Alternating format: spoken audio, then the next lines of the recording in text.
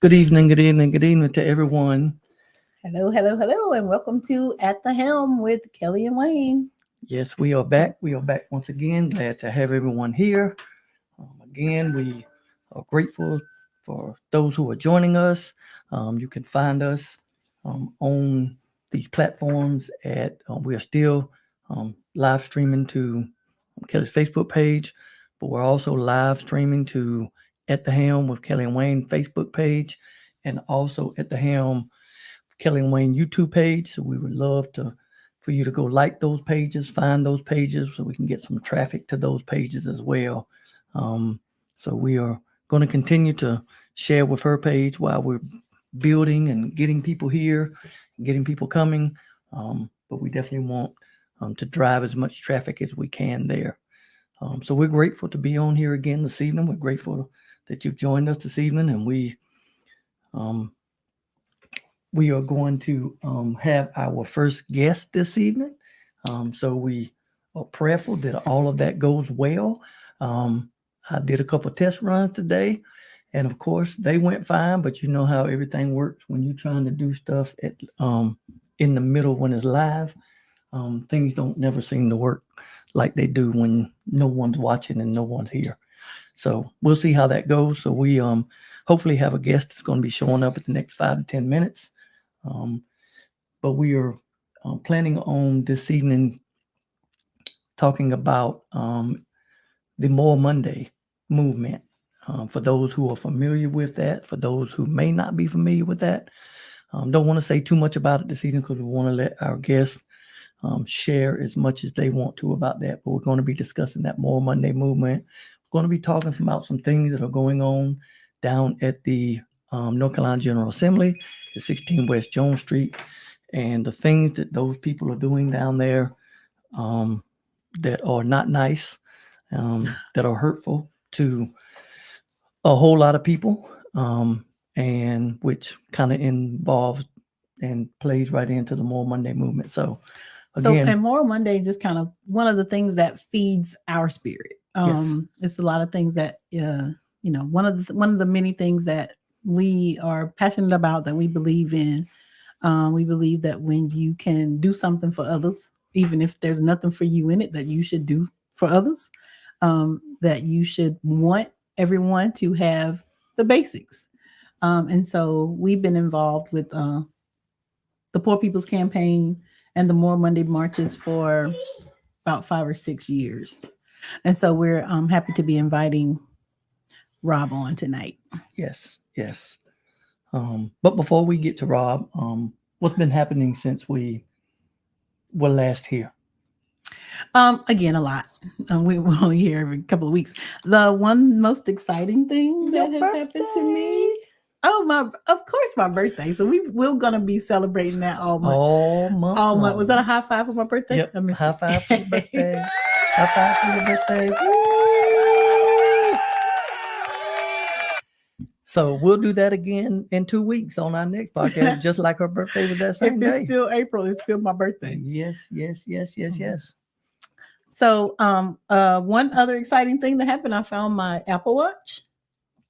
I lost my Apple Watch probably a month or so ago, maybe 2 months. Maybe 2 months ago. Maybe 2 months ago. Lost it. When we were buying the stuff for the podcast. And for some reason, when I tried to use the Apple Find My Watch, like it didn't find it. But we were cleaning out our closet because I got a new closet for my birthday. And you've had a certain amount of birthdays when you're excited about things like a new closet. So I got a new closet for my birthday. And while we were taking those things out, Wayne found my watch on the floor. So I was kind of excited about that. So just when I thought cleaning was and organizing was a little overrated, sometimes good things come out of cleaning and organizing. So you find your watch.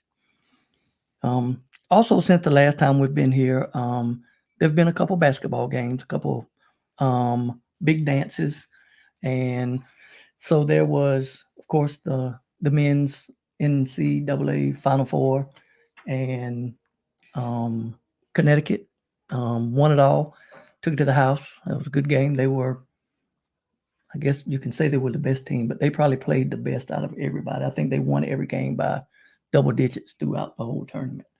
Um, and there was some banter back and forth with one of your posts about a team that went only got to listen to one song at the dance and came home, and so they kind of act like that they were supposed to be the most popular guest, the number one guest at the dance, but they really won't.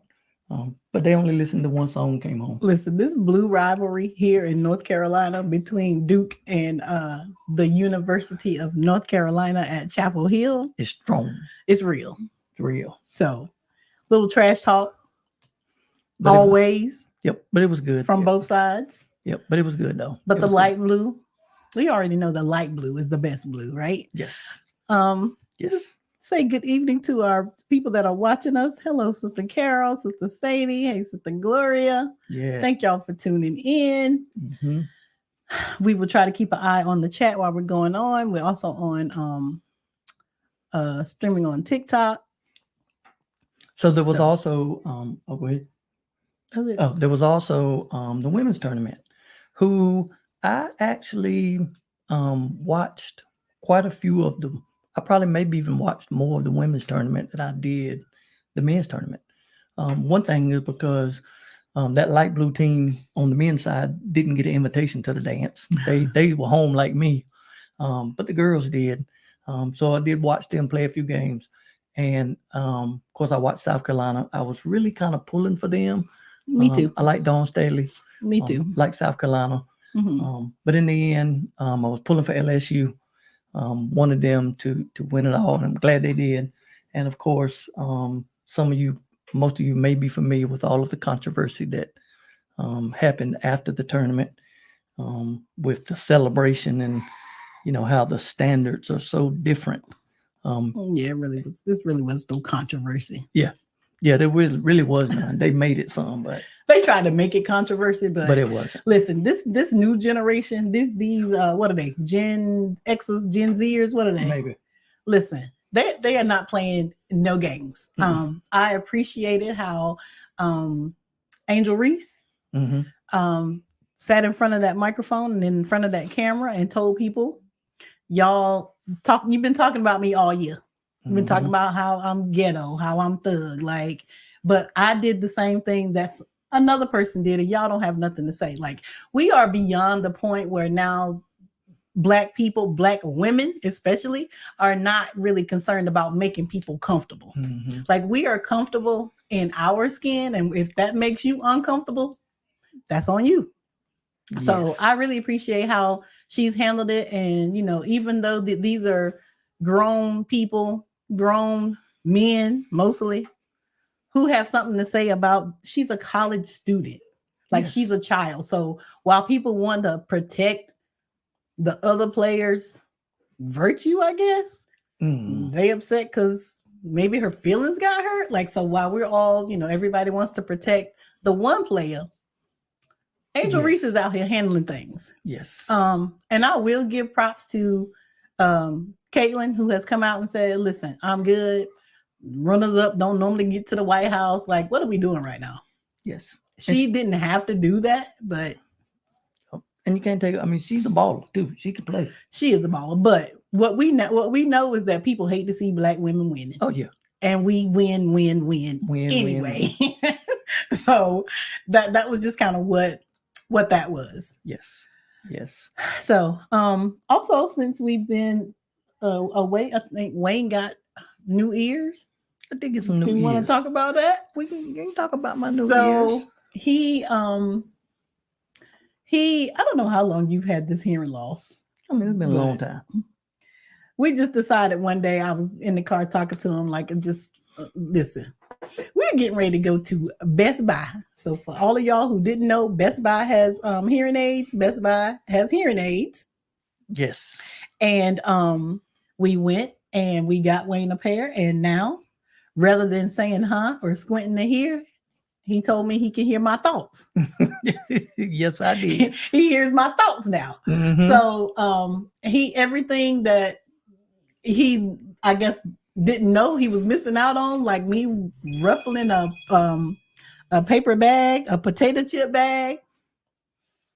It gets on his nerves now. So the same things that irk me about him, he can now hear it. Yeah, I can hear so many Like, why are things. you breathing so loud? Yeah.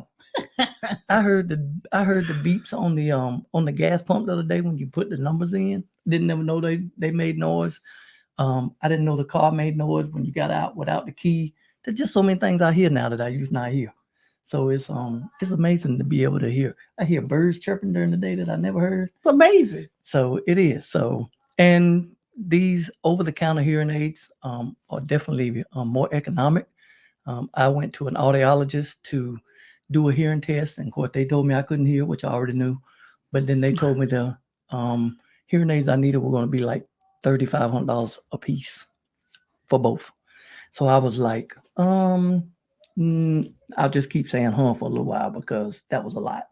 So Best Buy had some. I've been trying them, and if you go to some of these places, they allow you, like these have like a 60-day return. So I get to try them out for a little while, and then see how I like them. And if I don't like them, I'll take them back and maybe try another pair. But so far, they seem to be good. They seem to be good. Seem to be good. So our guest is here. So far, this guest thing is working very well. Because first, our guest had to agree to come and be part of this. So I'm grateful for that. Which I knew that was going to be the easy part if he was available, because I wasn't worried about that. So again, I did a couple test runs today, and it worked good again by myself. So, but we are grateful tonight to have with us Mr. Rob Stevens, who I'm going to let him introduce himself to everyone this evening. And but we are grateful, Rob, you are here this evening. Hey. Pause this evening. And, Love it. So we are so great. big. Huh? I feel like I'm like over y'all or something here. Yeah, so I know. So we were adjusting the camera a little bit this evening too. So it seemed like, and I don't know if it's because of the different layout that I put on here, but yeah, so we were kind of adjusting it too. But we're grateful for Rob to be on here this evening. We met Rob literally out in the streets. And that is the place to meet, because we were getting in some good trouble, and we were being loud for people's voice who had been silenced, and people who were being hurt by legislators. And again, we're just grateful for Rob to come on tonight and to talk to us about this Moral Monday reunion that is coming up April the 24th. And one thing, that I love when Rob kind of introduces himself, he describes himself as a freelance agitator, and so I love that. And I might have to take that a few times, but I'll definitely give you all the credit that you that I heard it from you. But so Rob, just kind of introduce yourself and just give us a little insight on the Moral Monday movement, and just kind of how you've been involved, and kind of how it's impacted you, what made you want to get involved in those things. Great. Can y'all hear me okay? Yes, sir. Mhm. Yes, sir. All right, Reverend Wayne with the technology. Well, I don't give him any credit. I'm sure Sister Kelly. No, this is all him. Actually, Rob, this is me. Oh, good for you. I heard you talking about your hearing devices. Yeah. And that you so, can yeah. return them. And I would tell you right now that no store would take my hearing devices back because I have so much earwax. It's a problem over here, especially with the allergies. But that sounds like a good deal. So great to be here with the phenomenal couple and revolutionaries. I'm going to call you Reverend too. All right, Kelly, Reverend Kelly and Reverend Wayne, Bishop Kelly. I've been Uh, elevated. um, She so it's definitely so good. oversees everything that I do. Overseer. Yeah, Yeah, that's she right. definitely Overseer. oversees everything that I do. Absolutely. But it's just great to be, I feel like we met on Freedom Fridays. Is that right? I think we may have. Or there may I have mean, been. we may have been in the same space before that and interacted, but Mhm. it was really around Freedom Fridays where we started to get to know each other better, Mhm. where we were led by Reverend Dr. T. Anthony Spearman, Yes. who was doing his vigil outside the governor's mansion. And I was actually just talking about that governor's mansion today. I also work for Racial Equity Institute doing trainings, and we have a section in there about convict leasing. And I remember one of those days we walked over and looked at because it was slavery by another name is what convict leasing was after 1865. Mhm. And so they built that all the brick over there, and you can see the names. They put their names in the bricks. The names of these, we can say with great confidence were Black men, just by history, that put their names into these bricks, even as they were enslaved by a new system. So, and we work hard to be loud and wrong. No, Mhm. we work hard to be loud and right. There you go. But you can be as right as you want, but if you're not loud, no one will hear it. So That's right. the Helms, the Wilhelms have helped us be loud enough Mhm. so that the governor could hear us, even when we didn't have a permit, quite as it's kept. I don't know if I ever told y'all that, but we were Kind of winging it. bootlegging. Yeah, we were winging it there. But that was a really special movement because we won in many ways. Right. Mhm. Two men. We have a Jim Crow law here in North Carolina where the governor has to pardon someone who's already been, proven innocent by the courts. Mhm. And two of the men that we were fighting for ended up Dante Sharp and you're gonna help me with this. People always made fun of me because I was always. I'll come back with it in a minute with who it was because we had about 5 minutes, and I would always mix their first and last names up because I Yes. do have the spiritual gift of ADD, so my mind just can move. That's what my spouse says. Who Same, was Rob. Same. yes, it is a gift as much as it is annoying. But my spouse, Reverend Hershey Millette Stevens, who's at a Monday Thursday event tonight, had the great honor of preaching at Sister Kelly and Reverend Wayne's church earlier this year, I think. Mhm. Time Mhm. is funny. That's And we right. had a great time. What a special place that is. Gosh, we just loved being there and being a part of that community so much. But so yeah, so I'll now follow directions. I'm not very good at it. So I'm gonna Good. Take your kind time. Take your time. We're just glad. of, I'm just glad you. You know what, Rob? I'm excited that you're here, but I'm excited that you got on. This yeah. is. I'm glad you know, everything worked out. there's a special pleasure when technology works. Yes. God And is you're our good. first, so Okay. So so I'm from Winston-Salem, North Carolina, and some of these things y'all might not know about me, but I'm from Winston-Salem, North Carolina. I grew up there, Okay.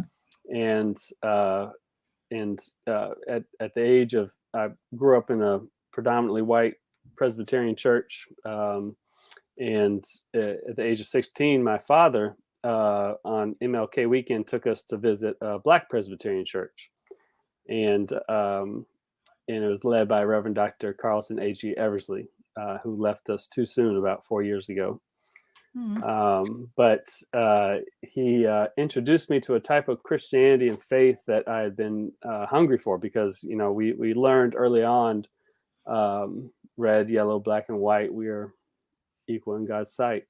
Mhm. But then I looked around in my church and I saw that everyone was white, except for the janitor and for the laborers. So that didn't make much sense to me. That and then also once I started asking questions, people would say, you need to keep church and politics separate. Mm. Mm. And at the same time, they were not keeping church and politics separate. That's right. that's for darn sure. Mhm. Because they know who they were voting for. They knew deals that were being made in the fellowship hall, of who to support, and certainly business deals as well. So when I came to Dr. Eversley's church on the east side of Winston, and just to know, Winston-Salem is the most segregated city in North Carolina, Wow. just by definition. It had one, kind of power structure around R.J. Reynolds, and so the Mhm. Reynolds kind of infrastructure decided Black people live on East Winston, white people live in West Winston. Not necessarily different from what happened in many cities across the nation, but certainly on steroids to a degree. But it also created one of the most organized Black communities. And so in the in the 40s, the first successful biracial union movement that Dr. Robert Korstead out of Duke has documented in his book, created a Black middle class that was also politicized. Mhm. And I learned this as I came along. But they didn't win the union, but they won a lot of agreements. And actually, the first Black elected official post Reconstruction, because we had lots of Black elected officials during Reconstruction, was a city council person in the 40s in Winston-Salem. Okay. And so folks think about the Civil Rights Act of '64, but there's as Dr. Jacqueline Hall out of UNC Chapel Hill calls the long Civil Rights Movement. That's right. Mhm. And the descendants of those folks, many helped start the Black Panther Party in Winston-Salem. And Winston-Salem had the largest and longest lasting Black Panther Party in the South, which a lot of folks don't know. They had their own ambulance system. They had their own bus system. The ambulance wouldn't come to East Winston, so they created an ambulance. They had, of course, the breakfast program. One of the Mhm. leaders of that is Dr. Larry Little, who recently retired from Winston-Salem State University. And he was a member of the church, Delabrook Presbyterian Church. And so as soon as I visited, I maybe caught the Holy Ghost and joined the church. And the thing about Delabrook is it's very small, but you had to take a college level course to join, which may have been one of the reasons it was so small. But that's when at 16 and 17, I got introduced to Howard Thurman and Yes. Black, all sorts of incredible theologians. And he took Mhm. a time for this, skinny white kid from West Winston and took him in. And he was a dear mentor. And so that's why that really is what kind of set me on the path. The kind of the more practical reason, but also is that I went to Chapel Hill and started fighting gentrification, or was a part of a group that was fighting luxury condominiums in the historically Black part of Chapel Hill. And that's where I met Al McShirley, Okay. who you all know. And Mhm. I became homeless at one point, or I had homes to go to, but my lease ended. And so I lived Mhm. on Al's couch for a summer in 2010. I And that's, I bet that was interesting. it was very interesting. We would spend all day just coming up with all sorts of things to do. And that's when the Wake County struggle happened, when we were fighting the resegregation of schools in Wake County being the kind of a pillar of integration that, and I will say, again, my spiritual gift of ADD, don't, you bring me back, Kelly Wayne, if you need to, because I'm going to jump. You're When good. I was in sixth grade in Winston-Salem, I went to Cook Middle School, which was about 60-40 Black-white. And my family has spent time in Kenya through in East Africa throughout my life. So we went to Kenya for about half a year. My dad was a doctor. My mom was a teacher. When I came back, we came to a neighborhood schools, and there was 5 Black kids in my entire grade.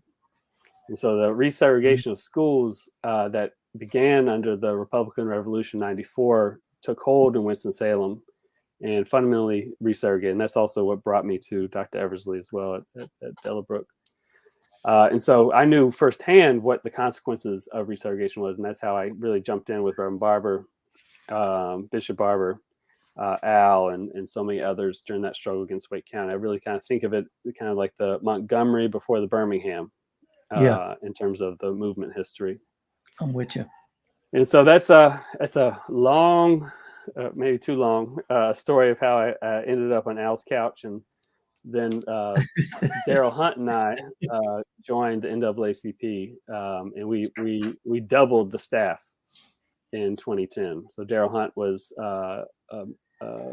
he was in jail for 20 years, nearly 20 years, for a rape and murder he didn't commit, as fundamentally defined racial politics in Winston-Salem. And we also lost him too soon a couple years ago.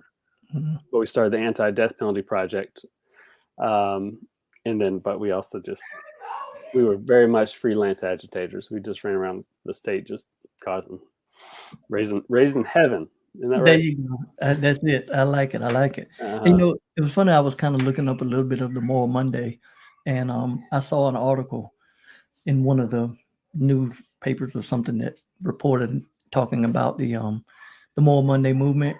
And it was funny because it said at the end of the article, so to learn more about Moral Monday, go to naacp.org.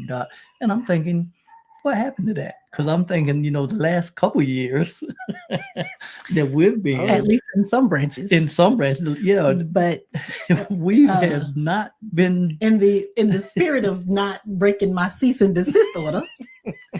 It is not to be mentioned. Yeah, so it was NAACP. I mean, and I knew that, but it didn't really hit. It kind of hit me when I read the article, and I was like, wow. I'm surprised you didn't see contact Rob at NAACPNC.org, because that was on all the. If I would have kept looking, so I was definitely just seeing a couple of those things. So were you part of? Were you out there in 2013? That's about when it all kicked off, wasn't it? Yeah. So in 2010, I joined the staff, and it really built. So Dr. Barber won the election in 2005, 2006. As president of the state conference of the NAACP. One of his big messages was from banquets to boycotts. That ruffled feathers. That's a good one. I like that. Wow. And one of the first victories was actually against Smithfield. I mean, they've been struggling with Smithfield, one the largest pig processing plant in the world, to get a union. And UFCW, and along with Reverend Dr. Nelson Johnson out of Greensboro, came down to East North Carolina, and they finally got it over the hill to win that. That was one of the first victories. And so then they built the HKONJ, which stands for Historic Thousands on Jones Street. And with the idea of saying, people sometimes know about the president, maybe the Congress, they might know about their local school board because their kids go there. But where the real power of that impacts people's lives around healthcare, education, criminal justice across the board happens at the State House. And so this focus on the State House built in 2007. So Moral Mondays was launched in 2013, but really you can't understand it without the context of that earlier history of HKONJ building a statewide coalition that had anti-racism as a center pole. And then also built the NAACP, which was a grassroots network that we owe so much to Ella Baker in the 40s, who actually built out the North Carolina NAACP into a place, along with and then Kelli Alexander is the longtime president, into the largest in the South and the second largest in the nation. And so it was a great education. I mean, I just feel so blessed to have been a part of it. For a while, I was the office manager of the NAACP of North Carolina. And, I can't manage a toaster and an oven, the same. And so I was an awful office manager. But people would literally walk in and walk out when they saw me at the front desk. Like I must be in the wrong place. Yeah, no, this can't be right. I have to say, Rob, your formation feels Forrest Gumpish. Like you have all of these things with all of these amazing people. You just throw out names like Howard Thurman and Al McShirley and Nelson Johnson. Like, people who know these people would be like, is this guy for real? So I'm just kind of enjoying the Forrest Gumpness of it all. It is. That's an interesting. Well, I'm not that fast, but that's an interesting comparison. Yeah. Yeah. I think Hershey would really enjoy that comparison. Yeah. Actually, I'm going to tell her that. Yeah. But no, it is. It is. I thank God every day for, um, there's a lot of organizers, and I not to name drop, but Bob Zellner. Well, I will. Bob Zellner is one of the first white field secretaries for SNCC, and he always, he lived on my couch, which was a shame. But he always, and today's his birthday. Let me call him. But incredible organizer. The book, he has a movie out that Spike Lee executive produced now. But he always said that in the 60s they were always jealous of people from the 30s. They said, in the 30s, that's when the labor movement really took off. That's when things were really happening. A. Philip Randolph was, in the 40s was, making these big moves towards DC. And that made me think, it's like, well, we always think about the 60s and 70s, saying, man, I wish I was back there when the movement was really happening. But, that reminded me that, well, maybe we were born just like Esther for just a time as this. Yeah. Maybe we are where we need to be. Yeah. And, Rob, I think about that a lot, because even you saying, you were immersed in this, way back in early 2000s, and even before that, sometimes I feel like, wow, I'm so far behind, that after getting involved and being part of this, is like, I wish I would have caught this 15, 20 years ago. Mm-hmm. But like you said, we just kind of have to, realize for such a time as this, we're here now, and it's never too late. Never. And we can't do everything, but everybody can do something. Oh, I love that. So we do what we can, and fall in where we can, and one thing I like about this, the movement, is seems like everybody kind of feels like that too.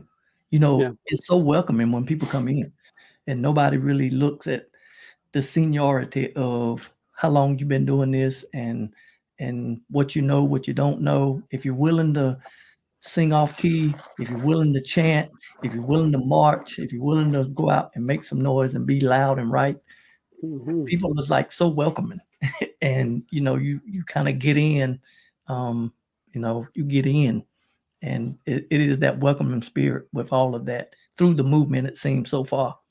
Yeah, and we're not perfect by any stretch, Lord knows.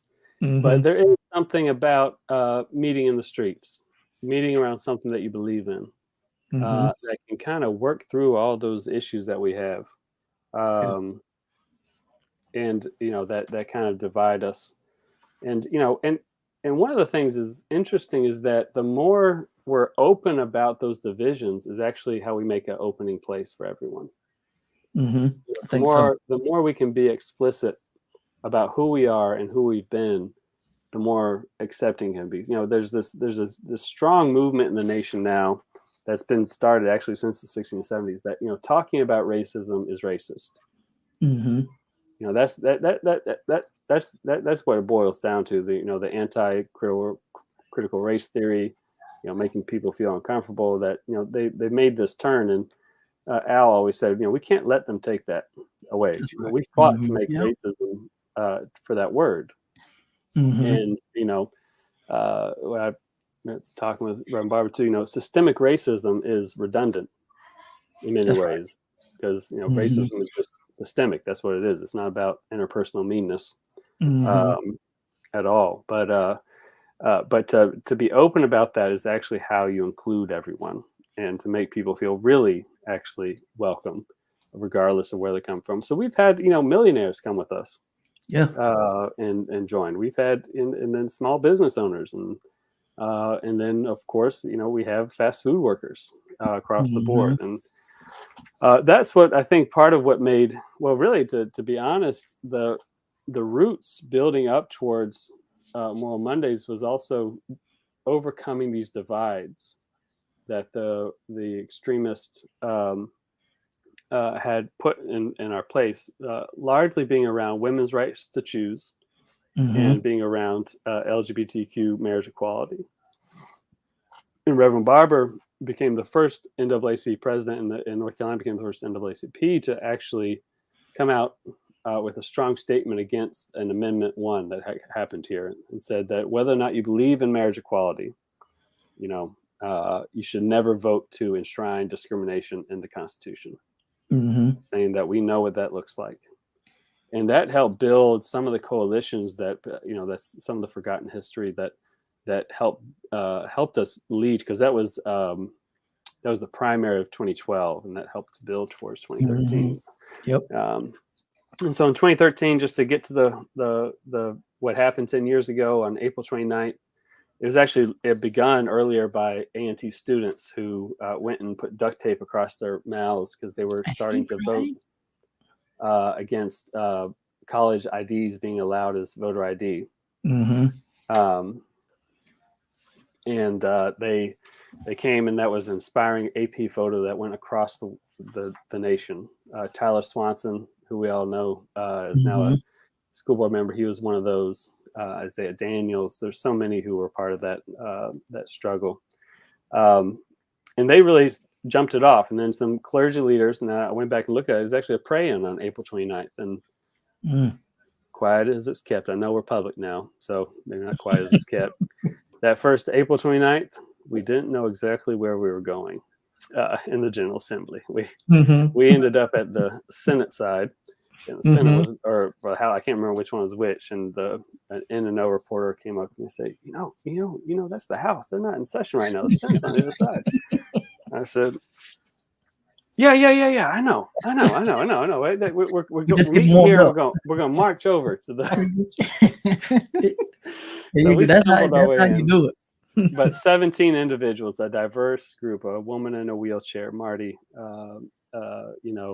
faith leaders, Black, white, and Latino, came together. Dr. Spearman was one of them. Dr. John Mendez, my parents' pastor out of Winston-Salem, were arrested. And the next week, 30 people got arrested. The next week, 40-something people got arrested. And went to 50-something, went to 80, went to 120, went to 150. And by the end of the summer, we had nearly 1,000 people who had moral witness, which is, historians have told us, the largest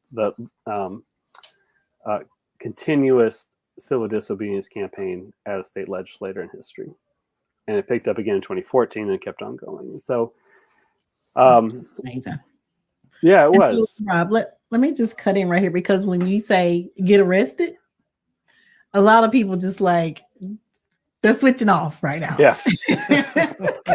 I know we sing that song before this campaign fails, we'll all go down to jail. They be like, hold on. I'm going to wait. Not all of us. All of us ain't going to jail. So I just want to say, a while ago, Wayne said, you can't do everything, but everybody can do something. So we've been involved. We got involved. I don't know, was it 16, 17 when there was the 16. 40 days of action? Yes. 18. And so there was 8. So we have been involved, up until that point. And so there was organization had really, y'all had really gotten it together by then, Rob. We knew everything. And we knew where to go. We knew where to go. We knew what to do.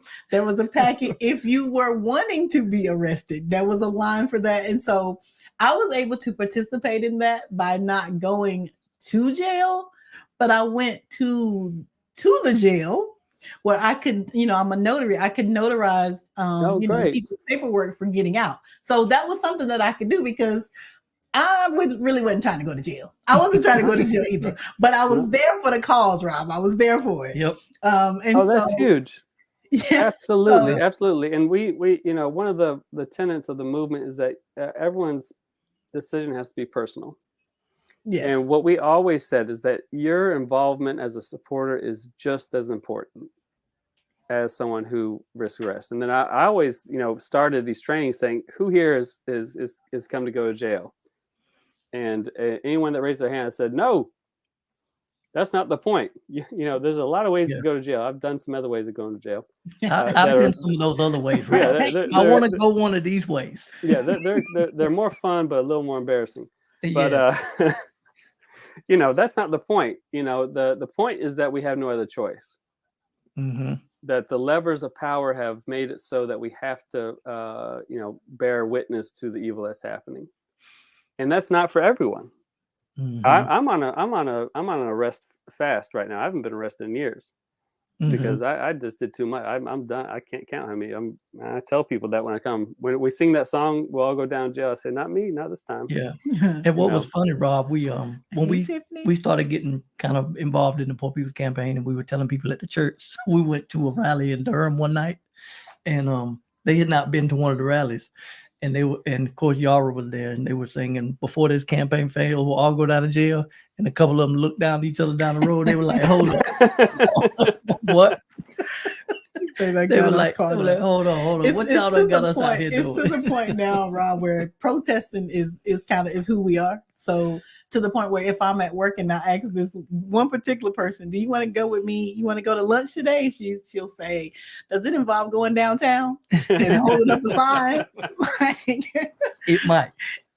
not today, but Mhm. at any point it could. Mhm. Or just asking Yeah. people, can you be, would you be an MC? There's like, we're not going protesting with y'all. Like Mhm. everything is not a protest, but they know. People who Mhm. know us know that this is kind of what's Yeah. it's kind of what's in our blood. And Yeah. it's like you said, Rob, it's something that really has been forced, by the laws and the legislation to do. And what you say, 10 years ago, the women's rights, the LGBT and voting rights, during that time when they found that, with surgical precision, they went down Mhm. racial lines. And that was when when kind of more Monday was early on fighting those things. And it's just amazing that after Miss Tricia decided she was going to switch parties, that Speaker Moore confirmed that with her switch, that they would be redrawing voting districts. So it never ends. So Mhm. there's always a need. This is a never-ending fight and battle. The same thing y'all were out there 10 years ago, fighting, getting arrested, being loud, getting in the way of. Here we have the same thing again. Yeah. How many times do you have to get in the way of the same stuff? Yeah. Well, North Carolina has a long history of oppression, Definitely. Yes. and we also have a long history of resistance. Mm-hmm. This is where fusion politics, a greatest example from the 1890s when Black Republicans, and I always want to remind people, the Republican Party in North Carolina was founded by Black people. That's right. But that Black Republicans and white populists came together and took over every statewide office in the state. And it was only a coup d'etat orchestrated by the Raleigh News Observer with a Gatling gun that turned it over. And the sit-in movement, Ella Baker, the civil rights unionism that happened in Winston-Salem. There's just such amazing history of people fighting back. And, I remind folks that even having this call right now, 50 years ago, 60 years ago, we would be arrested, Mm-hmm. just for having this call. So we can't lose sight of the victories that we have won. They've tried voter ID for 10 years. Mm-hmm. And in 10 years, there's not been a single election where voter ID has been required in North Carolina. We should celebrate that. That's right. That we won that case. We won the case in the Supreme Court so that we now had 7-7 Congress. Mm-hmm. If New York and California had gotten their stuff together, we probably would have the House of Representatives in DC right now. Now they're going to change it, so they're going to try to give us 10-3 or 11 or 10-4, 11-3. Oh no, now we have 15, I think. But anyway, they're going to come after that. But we should be proud of what we have held back, and that it does make an impact on people's lives. We're going to get Medicaid expansion. They're going to try to pull some weak stuff around it, but that's going to impact hundreds of thousands of people. Mm-hmm. The Fight for 15 movement that was born in the South around Memorial Mondays, and they'll say that too. The NC Raise Up was 2013. That summer they came, and that's what launched it. Now the USSW had its roots there. There's so many groups that have come out of the struggle that we can't even count. And that's why we're coming back on April 24th, the last Monday in April, to the state capitol to remind Governor Cooper that there's a movement here that needs him to stay strong around vetoes. And then we're going to also, push this General Assembly, regardless of who's in power. We started HKNJ when Democrats were in control. We are fiercely nonpartisan and just as fiercely political. That we're going to push whoever's in power. What we call that, Rob, is anybody can get it. Anybody can get the street heat. Anybody can get it. Anybody can get this in the street. Yes, they can, and they need it. Yeah. Republicans, so this is the all call. Whoever's doing wrong. Yeah, we'll be there. All call. For those of you who are just joining us, we are talking with Rob Stevens, who is here to talk to us about the Moral Monday 10-year anniversary that's coming up. So for 10 years, there have been people out here fighting for living wages, fighting for women's reproduction rights. We're fighting. So there's just so many, and people always, and we were the same. Wayne just said, we wish we had gotten involved sooner, but it's never too late. All it takes is just your willingness to show up. It does not require you going to jail. You don't have to talk. You don't have to sing. You will come and you will be uplifted. You will be encouraged to just continue to move on. And like Rob said, we will celebrate in 10 years these small victories. If we allow them to win the narrative, it looks like we never win, but we continue to win. We continue to fight. So Rob, we thank you for coming. We want everyone to, if you can hear us, if you know us, we're going to be down there on April the 24th. At what time, Rob? Is 5? Is that 5 o'clock? 5:30. April the 24th at 5. Be there at 5. Be there at 5 at the General Assembly. So at the state capitol, actually. So we're actually on the state capitol. So Rob, how can so people that want to get involved, that and I know a lot of times people feel like, if I can't go all the time, if I can't, really be, super active, that can I make a difference? How can people be involved and get involved that, when we say people can't do everything, but everybody can do something. So kind of talk about some of the little things that take place that, that impact and made this movement down through the years what it is. I was just on training earlier today where a lot of folks were asking, what can I do? And I encouraged them to change that question to what will I do? And what type of person do I want to be? And so, what type of person do you want to be? What will you do? The word responsibility is actually broken into 2 parts: your ability to respond, responsibility. So English where your sphere of influence, just like you said, can't do everything, we can do something. Where your sphere of influence is the place to start. Learn about these laws. Right now, we're really focused on this HB 10, which is a bill that will force sheriffs to become extensions of ICE, will make our communities less safe. The party of small government now wants to take over small government in the sheriff's office, and will terrorize immigrant communities. So find that. And I do. I mean, there's nothing like coming to a rally. I mean, Al McShirley, one day I told him that I was tired of organizing all these rallies. And he said to me, I've forgotten more rallies than you've organized. But I remember my first. I remember my first. And so anybody that you can get to this for the first time, their lives will be changed. Definitely. And you'll know what to do then, once you get there. And it's family friendly too, Rob. We brought our grandchildren out. They now know how to pack their survival kit for the ride. They know, what to put in there, because we may be here for a long time. And while, the children are there, it's a reminder of why we have to keep fighting, why you have to keep going.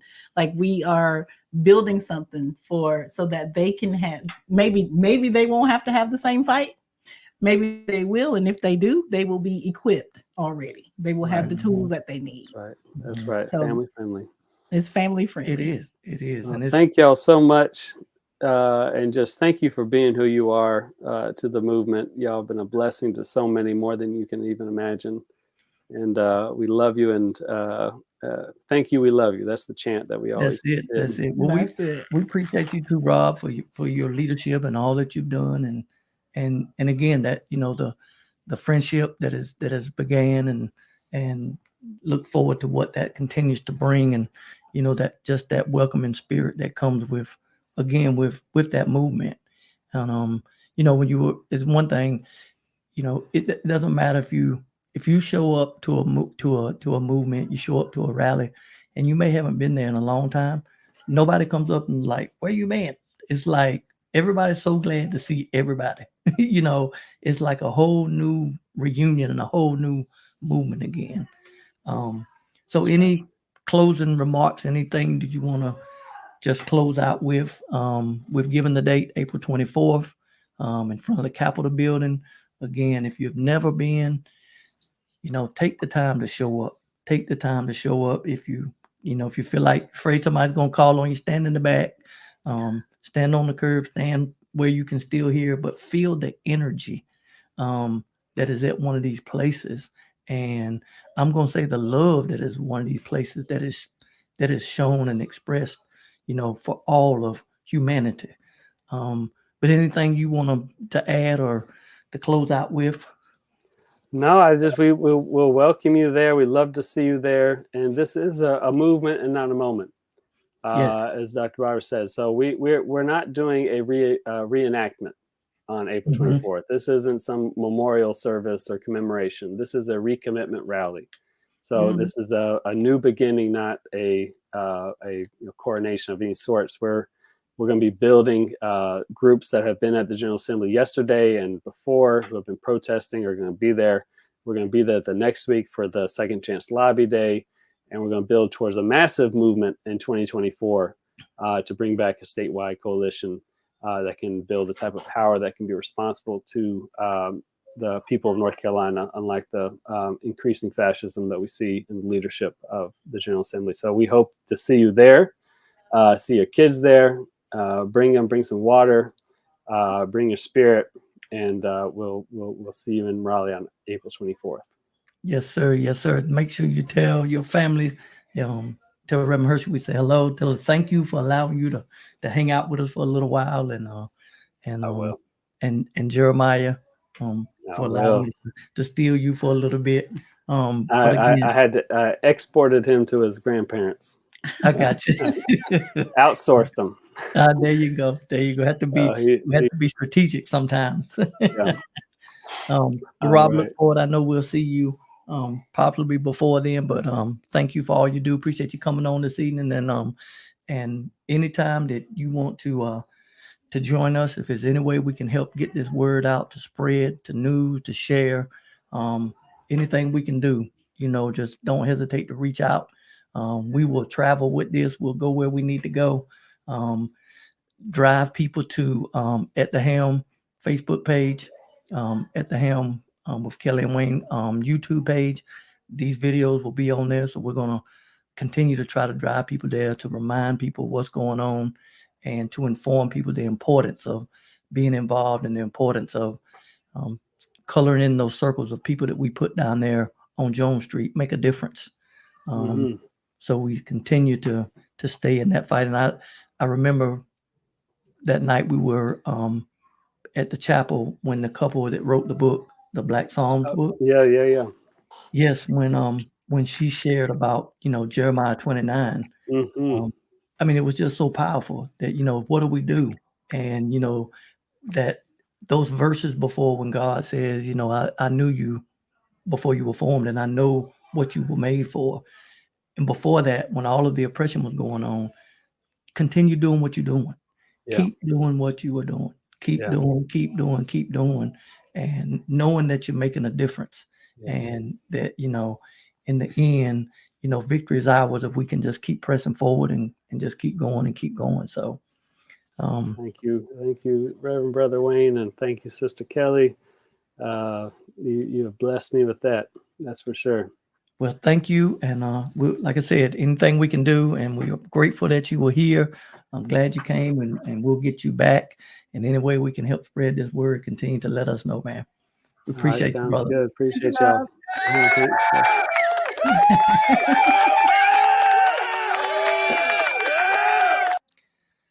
All right. So All right. So Rob mentioned, before he left, that this is not a moment, that it's a movement.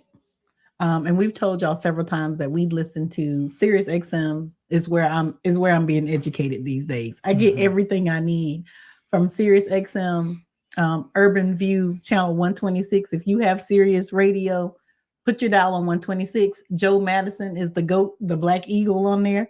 And what he always says is the difference between a moment and a movement is sacrifice. So in order to keep the momentum of a movement going, you have to be willing to sacrifice something. Your time, your talents, your money, your comfortability. Sometimes you just have to move out of your comfort zone, because what we know is that movements continue to push us. The movements from, my parents and my grandparents' time. That is still the wind behind my back. So I know that I stand on strong shoulders. And Fannie Lou Hamer, who is one of my favorites, says, your freedom is shackled and chained to mine. Yes. So if I'm not free, then you're not free either. So we should be concerned about our sisters and our brothers' freedom. And if we have people who we know are being oppressed and marginalized, we should not be comfortable with that. Nope. It would be so easy for me to just stay home and be comfortable. But we have to be concerned about, what's happening on the outside. I don't know if y'all can hear all that noise, but I hear it. Yeah, that's fine. The grandbabies, the people who we continue to fight for right now, cutting up downstairs. I don't know what they're doing. So none of us are free until all of us are free. Yes. And when things are better for one of us, they're better for all of us. Yes. Better, what's else thing? Better homes make better communities. Better communities make better neighborhoods. Better neighborhoods make better cities and states, and it keeps going. Yep. And this movement is, this one of its slogans is we come to lift from the bottom. And when you lift from the bottom, you lift everyone up. So again, we just, we are excited about this. And, when you continue to see, what's taking place, Mississippi legislation right now is they have bills that have passed through certain parts of their houses in their legislature that says pretty much those that are in government can make all their decisions. And not the ones that the people voted for. Yeah, not the ones. The ones that people voted for. The ones that a certain faction of, their constituents. Yeah, have said that they know better than the people know. Yeah. So, again, we just encourage everyone to just get involved. Like we said, nobody can do everything, but everybody can do something. So we are just asking that you show up. We're going to be there. If you want to come hang out with me and Wayne, we're not going to jail. I can promise you that. Nope. Well, no, not then. But I'm going to. We're not going to jail on the 24th. So on April the 24th, it's the 10-year anniversary of the Moral Monday movement, which started here in North Carolina with Bishop William Barber 10 years ago, with 17 people who knew that North Carolina deserves better than what we were getting. Yep. In 10 years, we have, like Rob said, we've gotten many victories. So we're going to commemorate all of the hard work, the nights in jail, everything that people have given up to make North Carolina better for all of us. So even if you don't show up, we're going to continue fighting for you, but it would be so nice for you to come and join in. Like Wayne said, just the vibe. You know how it is when you go to a good pep rally. You know how it is when you're at your favorite sports team. Everybody's on one accord. Everybody's cheering for the same thing. It's the same thing. Yes. You will be encouraged. You will be uplifted. You will be inspired. So April the 24th at 5:30, downtown Raleigh, North Carolina, in front of the Capitol building. We will be there. We'll be there. And I apologize to our TikTok people. They couldn't hear Rob, so I don't know. We're gonna Part have of to figure that the out. you will have to figure out how to get that done. But we thank y'all for need tuning in. another computer here or something where you can get Yeah, on well, I had TikTok. it and I turned it up, but then you could hear it. No, So it was well, looking maybe. for that. I don't know how we're gonna do it. We'll have to figure out Yeah. something. So we're working on and continuing to build this. Again, we're thankful for everybody who joined. Let someone know that maybe was not here. They can go to Facebook pages and see it. Again, please go to our At the Helm with Kelli and Wayne Facebook page. Like that page, follow Like that it, page. share it. It don't cost you nothing. Go to our At the Helm YouTube page. Again, subscribe to it, like it, share it. Don't cost you anything. We're going to continue to put information out there. We will put the flyer up there for this event. We'll put some links up there where we're going to begin to start sharing. And again, we're just thankful for those who join us, and we're thankful for the continued support.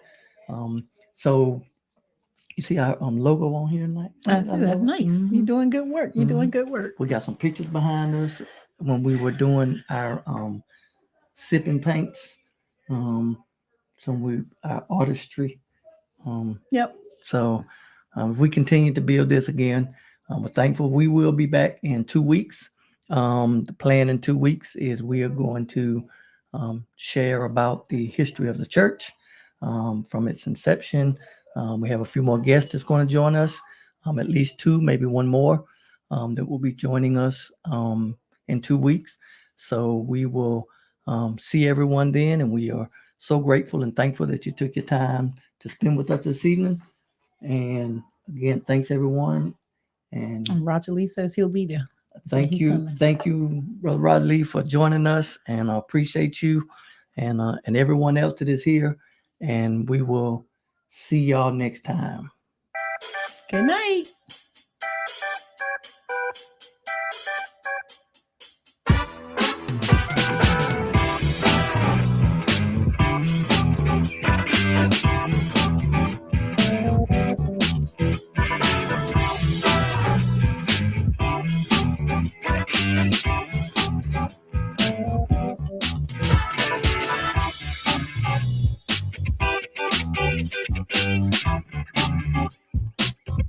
We're out of time. The man is going to cut us off.